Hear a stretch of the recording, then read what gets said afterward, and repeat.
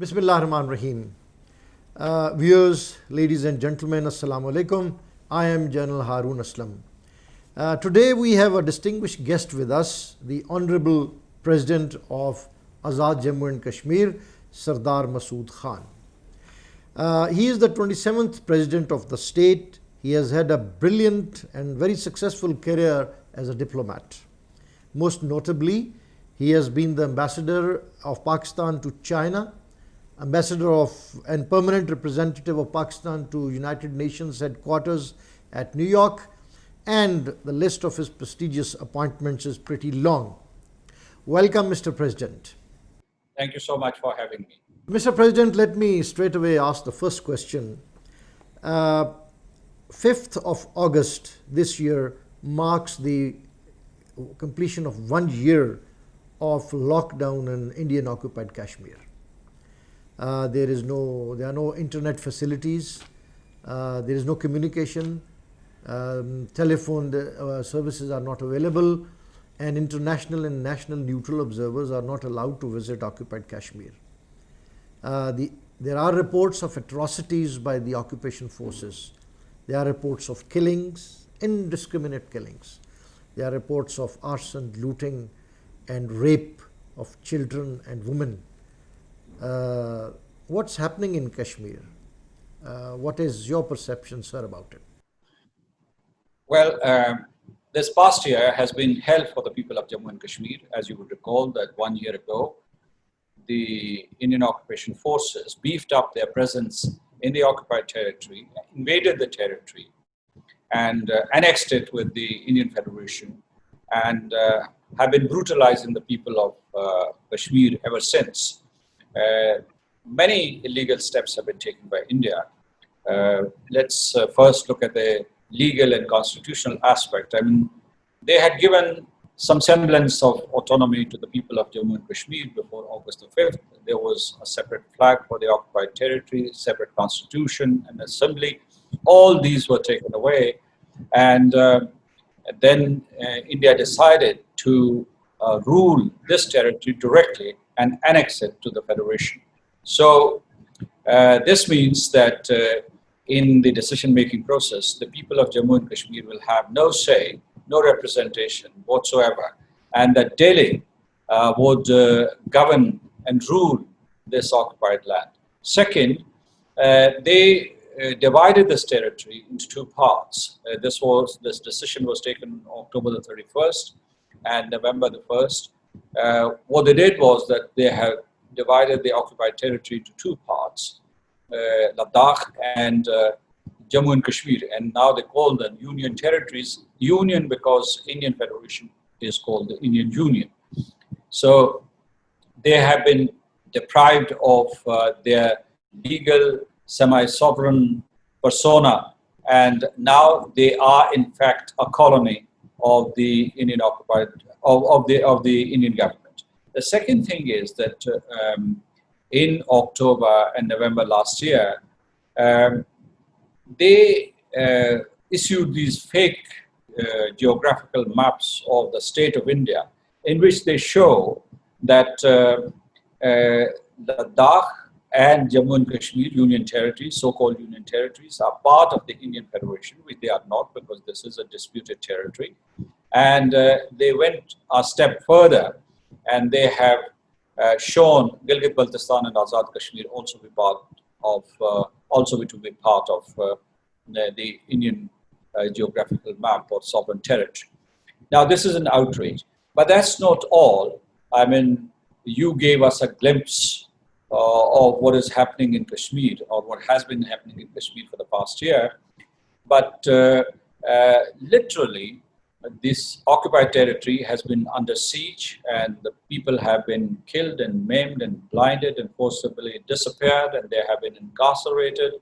They've been young boys and children, they've been moved to concentration camps. There has been torture, widespread torture in these detention centers. And as you mentioned, killings of young men have been going on every day. Dozens of Kashmiri young men are eliminated every day in what they call coordinate search or coordinate destroy operations. So what you see in Kashmir is human rights crisis and collective brutalization of the entire population. And I have said it so many times, I'll repeat it, that Kashmiris are being made aliens in their own homeland, homeless in their own homeland, and their territory has been taken away. The third most sinister thing that has happened in Kashmir is the implementation of what they call new domicile rules. As you would recall that last year, Article 35A was rescinded, and that took away 4 recognized and established rights of the Kashmiris. These were, of course, their right to permanent residence, acquisition of property, their privileges in regard to education, and their privileges in regard to jobs, government jobs, and many other jobs in statutory and non-statutory bodies. Now, here, what they have done through these domicile rules is that they are inducting and importing scores, or thousands, as a matter of fact, thousands of Hindus from all over India, and they are illegally settling them in the Indian-occupied Jammu and Kashmir. The sole purpose is to change the demographic composition of the territory. They want to change Kashmir, which is a Muslim majority state, into a Hindu majority state. They have done this experiment before. I mean, you would recall that if you go back to 1947, Jammu used to be a Muslim majority province, but because of the massacre or the Holocaust that took place there, in which about 250,000 people were killed and some 500,000 were pushed to Pakistan and Azad Kashmir, that province was made a Hindu majority province. So they want to do the same thing with the Valley of Kashmir. Of course, they have already carved out Ladakh. So all these steps which I have enumerated are in violation of the international humanitarian law, in particular 4th Geneva Convention, Additional Protocol 1, also ICC statute. They also violate flagrantly the Security Council resolutions on the subject. Mr. President, you have beautifully summed up what's happening in Kashmir and what is the greater Indian design. I would like to know that despite the efforts by the Prime Minister of Pakistan himself to take up the case to the international community, and leaders from Azad Jammu and Kashmir and Pakistan have been trying to voice their concern and apprise the international community of whatever is happening in Kashmir. It is a humanitarian issue, it is a political issue. Are you satisfied with the response of international community? That we will have to differentiate between the reaction of the international community in general and the response of the governments or the multilateral institutions. When I say that the international community was very vocal, what I mean is the international media, many influential parliaments like the European Union, US Congress, the British Parliament, some ASEAN parliaments also. So, and then you would include in that category think tanks and civil society organizations and human rights organizations all over the world. They were aghast when they saw what was happening in the Indian-occupied Jammu and Kashmir. I would also like to recognize the efforts made by the Indian civil society. Some political parties protested against the steps taken by the Bharatiya Janata Party and Rashtriya Swayamsevak Sangh, and Indian civil society organizations, including women's organizations.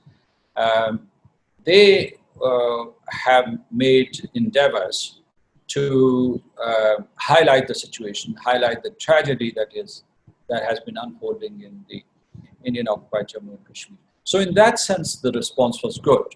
But the international fora, particularly the United Nations Security Council, hasn't spoken up yet. Yes, because of the facilitation of China and because of Pakistan's effort, the issue of Jammu and Kashmir was brought to the Security Council chambers after 50 years. The meetings, 2 or 3 meetings that were held in the Security Council, they were held behind the scenes. They were informal meetings, and they did not produce any document, a presidential statement, or any resolution, a fresh resolution. But it is important in itself that this issue was debated in the Security Council, because it also explodes India's myth that this is a bilateral issue. If it was a bilateral issue, why would the United Nations Security Council discuss it? There are some governments which have supported us, I mean, notably Turkey and Malaysia and China and Iran, some Western countries, some Nordic countries, they have criticized India and called out India for its crimes against humanity and so on.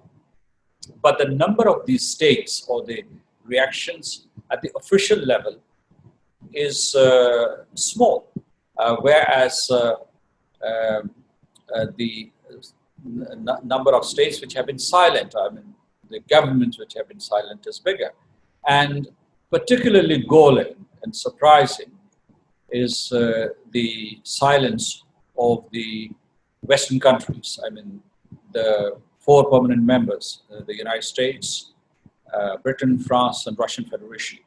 Well, they have made statements. I mean, Russian Federation made a statement which could be said a bit favorable to Pakistan in the Security Council itself.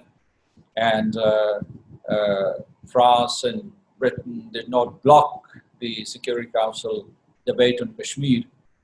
But when it comes to the to an active role which is expected of these states to play in a situation like Kashmir, which threatens international peace and security, I think their conduct has been quite disappointing. And this is because they have mainly focused on their own strategic and economic interests tied with India. They haven't looked at Kashmir directly, or they haven't taken cognizance of the deteriorating human rights situation and the deteriorating peace and security situation in the region.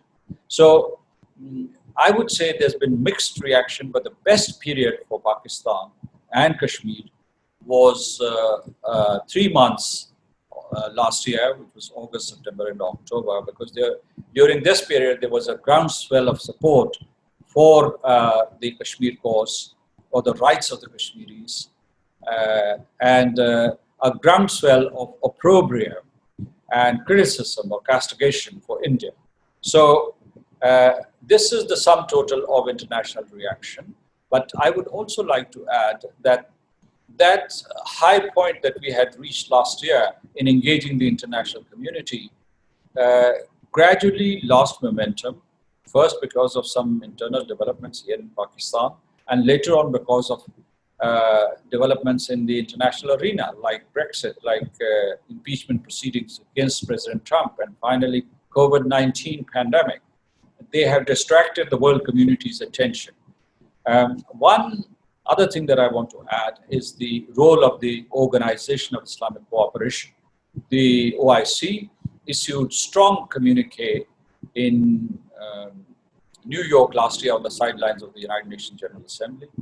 And they have held some meetings of the OIC contact group on Jammu and Kashmir. And their statements have been very clear and forthright. But at the same time, we were disappointed that some of the very powerful states within the OIC, which are also close friends of Pakistan, they did not speak out. And in fact, in the aftermath of August the 5th, they cemented and strengthened their economic ties with India, which was kind of indirect recognition of India's stance. So this was very disappointing. I mean, the path left for us was to engage these states, which I said are traditionally our good friends, and persuade them to use their influence and clout with India to convince them to stop killings in Kashmir and stop this land grab in the name of new domicile rules. So my next question relates to bilateralism between India and Pakistan. India has been harping on the tune that it is a bilateral issue which should be resolved through negotiations and all, though it has never genuinely tried to come on the negotiation table. We think that it is an international dispute which is well recorded and registered with United Nations. Because of the latest initiative, or India has taken the unilateral decision of revoking Article 370 and 35A and changing the status of Kashmir. What happens to Simla Agreement? Where does it stand today? Yes, you have chosen the right words. I mean, although India harps on bilateralism, but it has never believed in bilateralism because right from the beginning, I mean, after the signing of the Simla Agreement, it tended to give an interpretation to the agreement which said that, well, Kashmir could not be raised in the bilateral context. I have some experience of attending some of the meetings between India and Pakistan. But the usual scenario was in these bilateral meetings that India would evade any discussion on the issue of Jammu and Kashmir. And whenever it was discussed, Pakistan would push for substantive discussion on the issue.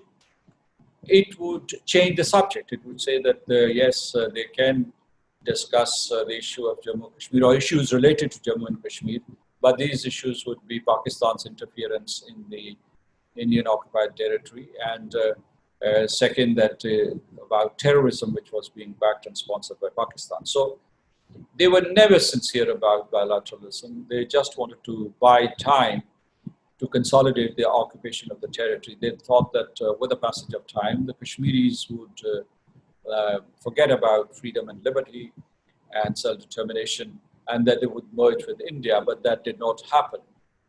So these talks which were held were a charade.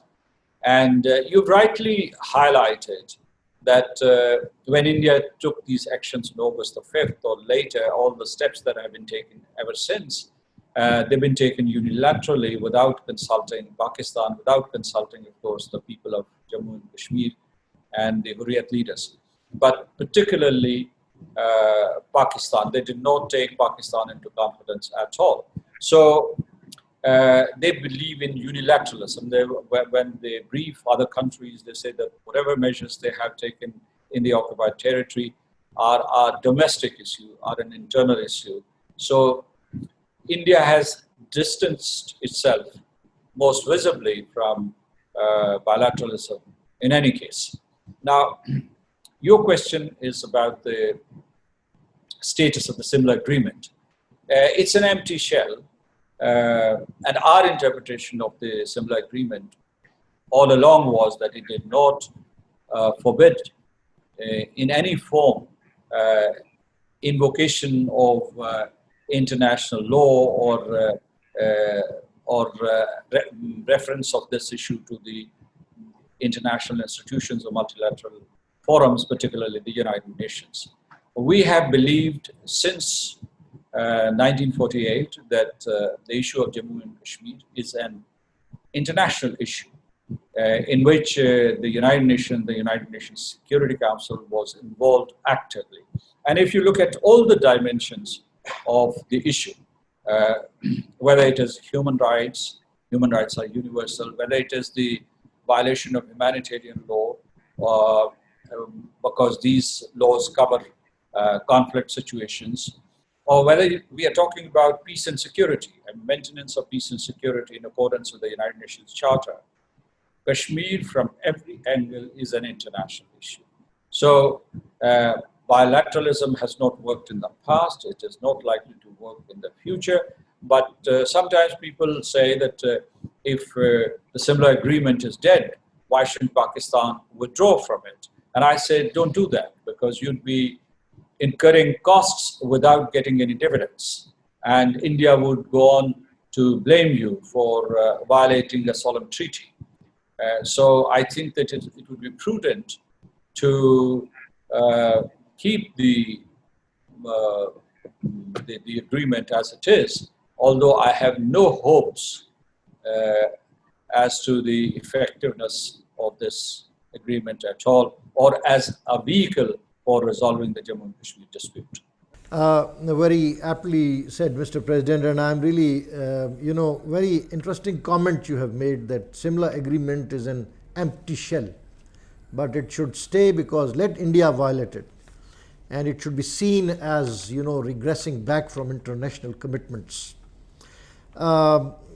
My next question relates to China because of the latest standoff between India and China at Ladakh and other places, and few very encouraging statements by the Chinese leaders about the status of Kashmir. How do you see the Kashmir dispute in regional context? You see, there has always been this rivalry and this difficulty in relations between China and India. I mean, this started in late 1950s and early 1960s. That was a turning point for Sino-India relations. So, in that sense, I would say that this unease. I mean, of course, there was the 1962 war, which led to the defeat of India, and Indians feel hurt and humiliated. Up to this day, they were hurt and humiliated again at the Galwan Valley and Pangong Tso. So, and they faced yet another discomfiture. But even the periods, which would be called peaceful, during which border talks have been going on between India and China, there's been this simmering enmity between the two countries. And it has never gone away, not so much from the Chinese side, but from the Indian side. An animosity towards China has become part of India's popular culture. This is a huge transformation from the 1950s when both countries used to celebrate in Chini Bhai Bhai. And now there's this active enmity between the two countries. The cause is that India has decided to do the bidding of the Western countries, particularly the United States. It has become a pawn between China and the United States and the Western powers. Now, it has promised to Washington, D.C. that it would somehow decelerate the pace of economic development and strategic influence of China in the Asia-Pacific region and beyond. So I think that my own assessment is that this is a false promise and this is a false premise, and that India has no capability to deliver on these promises. And yet the West is deluded into believing that India can be a counterweight against China. So that's the main cause, as a matter of fact. And the other thing is that India wanted to exploit the present situation because the US leadership, particularly President Trump, had escalated his anti-China rhetoric because of the COVID-19 pandemic. It held China responsible for that pandemic. And in any case, he had already started these trade wars with China. So India wanted to use this opportunity to further create further alienation between the United States and China. And there's another reason for this rivalry, and that is because of the BRI, the Belt and Road Initiative. Right from the beginning, India has been uneasy about this mega project, which is transnational and transcontinental. And India thinks that this would displace it from the world pecking order as far as economic prowess is concerned. So it has decided to sabotage this project with the help of the United States, Australia, and Japan, this group called the Quad. And they have also targeted the China-Pakistan economic corridor. So that's why, I mean, it makes sense that they escalated the situation along this Ladakh line of actual control. But let me also tell you that the Rashtriya Swayamsevak Sangh leaders and also the cabinet members of Bharatiya Janata Party, after the steps they took on August the 5th, they had also announced to take Azad Kashmir and Aksai Chin back militarily. This is very significant because they had threatened both Azad Kashmir and Aksai Chin, the area under China's control, back by military means. So China was very unhappy with India's unilateral steps in regard to Article 370 and 35A and declaring Ladakh a union territory. So the situation has become even more complex. People talk about a tripartite dispute, and by tripartite they do not mean Pakistan, India, and the people of Jammu and Kashmir. What they mean is this new triangle of Pakistan, China, and India, all involved in the issue of Jammu and Kashmir. This would make the scenario even more difficult, and it would be even more difficult to resolve this issue if three nuclear powers, three neighbors with contiguous but disputed territories try to resolve this issue. Yeah, very nicely put up that Kashmir is a trilateral issue and an international dispute, and it has to be now seen in that context.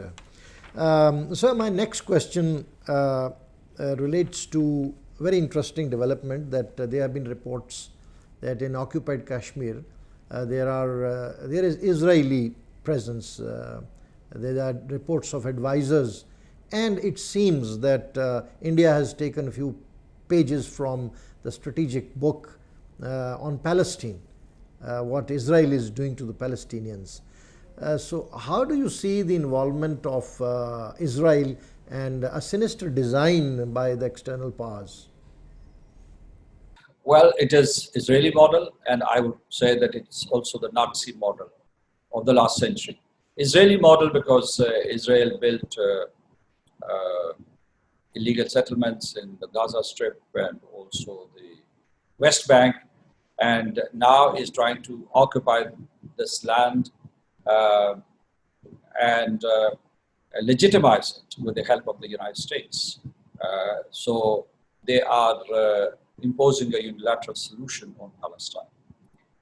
And India has imitated and replicated that model in the Indian occupied Jammu and Kashmir. No doubt about that. You must have noticed that in the recent past, the occupation authorities have amended Jammu and Kashmir Development Act, whereby they empower and authorize the armed forces, the occupation forces, to declare any area of the Jammu and Kashmir land as strategic. And there they can build and construct these settlements. Their intention is to settle Pandits there, also these RSS members whom they are importing from India, and other Hindus from all over India. They would settle them there. They would give them these special colonies within the occupied territory.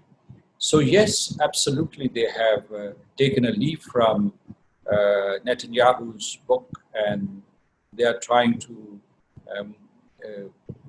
copy and replicate that model here.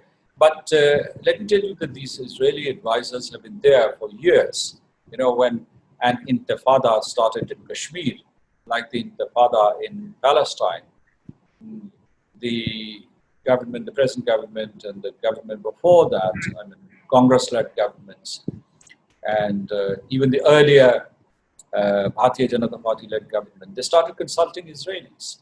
And Israelis and Indians have been very close to each other, and they are strategic partners. They also have dependency, mutual dependency in regard to arms trade. So it's a strong relationship. There's Islamophobia in India, there's Islamophobia in Israel. So there's this collaboration between the two states. So that is there. But, responding to your question, I said that this is also an emulation or imitation of the Nazi model, because if you look at what they're doing inside Kashmir, this is like what Nazis did to the Jews or to the Romanis or to the Polish population or to the Hungarians. That's exactly what is happening to the Kashmiris now. To be a Jew in Germany in the 1930s was a crime, and the punishment for that crime was either elimination or displacement. So today in Kashmir, it is a crime to be a Muslim in the eyes of the occupation forces, and the punishment for this crime is extermination or displacement, and this is precisely what is happening in Kashmir.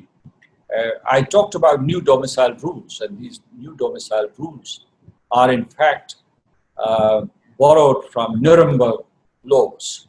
Nuremberg laws were introduced in 1935 by the Nazi Party, which took away the nationality of the Jews first, then their identity, then they destroyed their businesses, then they asked them to leave the country or send them to these concentration camps where these people, after emaciation and long suffering, were incinerated, were burnt alive.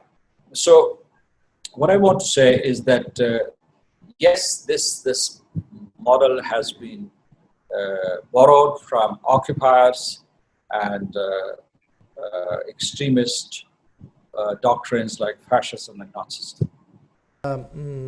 You have summed up very well that these are the Indian fascist policies, and it is the unfolding of the same Nazi design which happened in the Second World War. Mr. President, my next question relates to the freedom struggle within Kashmir. There have been phases of armed resistance against the occupation, and close to 600,000 people have died in this freedom struggle. But India was successful in portraying it as terrorism, and the world bought that narrative. But we see again that there is a resurgence of that armed struggle, freedom struggle against the occupation forces, their barbaric actions, what they are doing. How do you see the future of this armed struggle, freedom struggle of Kashmiris? We must realize that the people of Jammu and Kashmir have been putting up resistance for the past 73 years. As a matter of fact, they've been waging the struggle for their freedom for the last 200 years. First against the dynasty of Maharaja or the Dogra dynasty, and now against starting October the 27, 1947, against the Indian government, successive Indian government. So, Kashmiris have been resisting for the past 7 decades, more than 7 decades, against Indian imperialism and colonialism in the territory. And they have sacrificed, according to our statistics, about 500,000 lives. So 500,000 people have embraced martyrdom for self-determination and liberty. If you look at the current phase of armed resistance, you'll have to take it back to the time before the martyrdom of Burhan Muzaffar Wani. Because at that time, the educated youth got involved in armed resistance. I mean, these young boys who saw humiliation, degradation every day of their parents, destruction of their houses, the entire territory of Jammu and Kashmir uh, with restrictions, with the concertina wires all over. They just rebelled, and they went to distant places and forests, and then they tried to resist. At that time, 700,000 troops, and now the total number is 900,000 troops. Now, but you have talked about after August the 5th. Let me tell you that between July 2016 and August the 5th, 2019, at least 1,200 people had been completely blinded. And that included some of the youngest victims. A toddler was blinded, and people of all ages were blinded. And about 6,000 people had either completely lost their eyesight or partially lost their eyesight. So the mass blindings that took place, they took place during that period. So at that time, Kashmiris were resisting. So I would say that there is a continuity in the resistance movement, or this armed resistance against the occupation forces. So if you look at it, I haven't completed this just a bit because you have asked a question which needs to be addressed.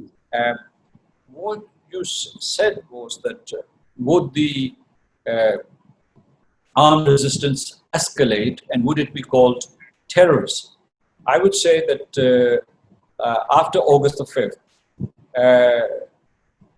people just hunkered down in the first phase, but then the boys organized themselves. These boys are ill-equipped and ill-trained, and their number, according to the statistics given by the occupation forces and the police authorities, is 230 to 300 max. They are not terrorists. They are trying to save the lives of their people, their homes. They are trying to save their homes, their neighborhoods, and their homeland. So they are not terrorists in accordance with international law, because what they're fighting is foreign occupation, colonial rule, and alien domination. And there were many resolutions in the 1970s, 1980s, last century, which legitimized armed struggle against foreign occupation, and which also, in fact, created space for material support to people trapped in such a situation. Sir, you have correctly said that Indian freedom struggle has all the legitimacy, and we are with Kashmiri people. So my next question relates to the effectiveness of leadership in occupied Kashmir. What Indian occupation forces have done is that they have arrested all the main leaders of Jammu and Kashmir. Few have been put in jail, few are being tortured, people are under house arrest, and their voice cannot reach to their people. How do you see the effectiveness of leadership in Jammu and Kashmir? So Kashmir has had effective leadership all along, particularly starting from 1989. I think that there are three leaders who name to be mentioned in this context. One is Sayyid Ali Gilani. He has been a very strong voice when he would give a call for shutdown of Kashmiri cities and townships. That would happen. He had such massive popular appeal. Then, of course, Mir Wais Umar Farooq has his own clout. And the third leader was Yasin Malik, who's in the hard jail. Amongst women, I mean, Asya Indrabi, I would like to mention. much, because she has been a very powerful voice for the women of Kashmir and for Kashmir's accession to Pakistan. Sayyid Ali Gilani also. You know, Indians used to say that Kashmir doesn't have leadership because they usually would first try to destroy the leadership by different means and then say that there's no leadership. And then they would also taunt them that you are not united. Some of you are asking for independence, others for accession to India, others for accession to Pakistan. So you're not united. So some years ago, these three leaders had formed what they call joint resistance leadership. And it had three components. I mean, Sayyid Ali Gilani's organization, Mr. Yasin Malik's JKLF, and Mirwais Umar Farooq's party. So they have a voice, they have leadership, and it took collective decisions. What has happened is that India has dismembered this joint resistance leadership by putting their leaders into captivity. So I think that we do not have a clear successor to Sayyid Ali Gilani. There was Mr. Ashraf Sahrai, but his son was killed in a blast or in an attack by the occupation forces some weeks ago, and Mr. Ashraf Sahrai himself has been incarcerated. So it is not that Kashmiris do not have leadership. They have leadership, but that leadership is being sabotaged by being undermined, by being distracted, incarcerated, tortured by the Indian occupation forces. True, sir, that I think the complete new generation of occupied Kashmir, of these Kashmiris, have developed a hatred against India and Indian occupation forces. And leadership will emerge through from these ranks. And Kashmiris will always have great leaders like Sayyid Ali Gilani and so many others. Sir, my last question is, what message would you like to give to the people of occupied Kashmir? First, I would pay tribute to the people of Jammu and Kashmir. They have a distinction which no other population under colonial rule has had. They are the people who are fighting without arms. I mean, you go to Algeria or to other parts of Africa or in Asia where these independence wars were fought. And usually all the factions had arms. And I mean, of course, the resistance forces would also have arms. Similarly, if you look at Africa today, there are many conflicts going on there in Africa, which are being monitored by the United Nations Security Council, and where United Nations sends peacekeeping forces, or where United Nations initiates peacemaking efforts. You would see that there are these people armed with all sorts of weapons. Here in Kashmir, the entire population has been disarmed, and they talk about 200 to 300 militants, so-called militants. We call them freedom fighters, but there is no supply chain of weapons for them. So Kashmiris, therefore, are the bravest people on the face of earth, because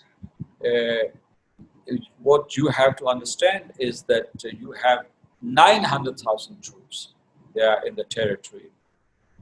They have 3 corps there, and then they have their paramilitary troops, and they have this border security force and Central Reserve Police Force, and then you have these Rashtriya Swayamsevak Sangh operatives who are terrorizing the population in Jammu and the Valley of Kashmir. And despite that, those unarmed people of Kashmir, they have pinned down 900,000 troops without any arms, because of their political conviction. And their message to India and to the occupation forces is, go back. They say they do not accept India as a legitimate power in the territory. My message to the people of Jammu and Kashmir is that you have shown resilience. Your pain is our pain. Your suffering is our suffering. You are not alone. We are with you, and we will take your voice and project it to the international forums. And we have opted to pursue this diplomatic and political course of action. But the people of Jammu and Kashmir, I mean the people of Azad Kashmir in Pakistan, are also ready to defend you in any form. And in that context, they are ready to cross any threshold, because when you have been attacked, Pakistan has been attacked, and we think that Jammu and Kashmir, the entire state, legitimately belonged to Pakistan, and this state, one part of this state, was stolen away from Pakistan, from the people of Jammu and Kashmir back in 1947. That was a historical wrong, and we will correct it. And this is our vow, and this is our solemn promise to mankind's history, that we would redeem the rights of the people of Jammu and Kashmir. Mr. President, thank you very much for a wonderful message. I have noted two of your sentences. One is that people of Kashmir are the bravest people on the face of earth, who are enduring all these atrocities with great courage. And the second is a message to the Indian occupation forces. Go back. You don't belong here. Go back to India. And I'm sure, sir, your message that Kashmir Banega Pakistan will resonate in the valley, inshallah. And thank you very much, Mr. President, for being with us, taking your precious time. And we'll make sure that whatever you have said, the message is seen and heard all over the world, and particularly the people of Kashmir. Thank you very much, Mr. President.